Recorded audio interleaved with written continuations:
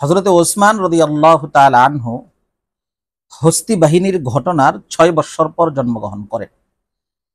আলাম তারা কাইফা ফাআলা রাব্বুকা বিআসহাবিল ফিল, সূরাতুল ফিলের মধ্যে আমার আল্লাহ পাক রব্বুল আলামিন যে ঘটনার কথা উল্লেখ করেছেন, যে হস্তি বাহিনীর ঘটনার কথা উল্লেখ করেছেন, সেই ঘটনার ৬ বৎসর পর হযরত ওসমান রাদিয়াল্লাহু তাআলা আনহু জন্মগ্রহণ করেন। এই মতটি আল্লামা ইবনে হাজার আসকালানী রাহমাতুল্লাহি আলাইহি গ্রহণ করেছেন।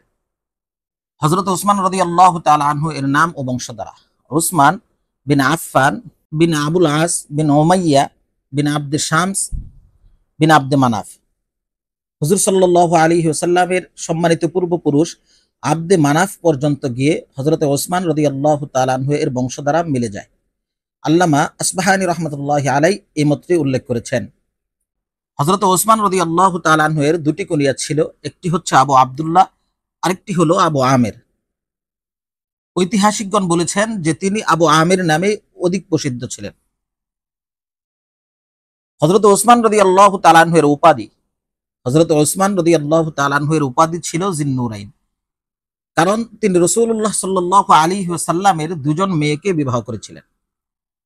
আদম আলাইহিস সালাতু ওয়াস সালাম থেকে নিয়ে কিয়ামত পর্যন্ত হযরত ওসমান ব্যতীত কোনো ব্যক্তি এমন নেই যিনি একজন নবীর দুজন মেয়েকে বিবাহ করেছিলেন, তাই তাকে জিন্নুরাইন বলা হয়।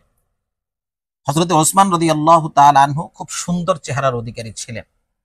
আল্লামা আসবাহানী রাহমাতুল্লাহি আলাইহি ওসমান রাদিয়াল্লাহু তাআলা আনহু এর সৌন্দর্য বর্ণনা করতে গিয়ে বলেন যে ওয়াকানা রাজুলান লাইসা বিল কসীরি ওয়ালা বিত তাওয়িলি হাসানুল ওয়াজহি কাসীরুল লিহইয়াতি, তার অনেক দাড়ি ছিল, আজিমুল কারাদিস, শক্ত শরীর ছিল, বাঈদুম মা বাইনা মানকাবাইন, কাঁধ খুব চওড়া ছিল। এটা পুরুষদের খুব একটি গুণ।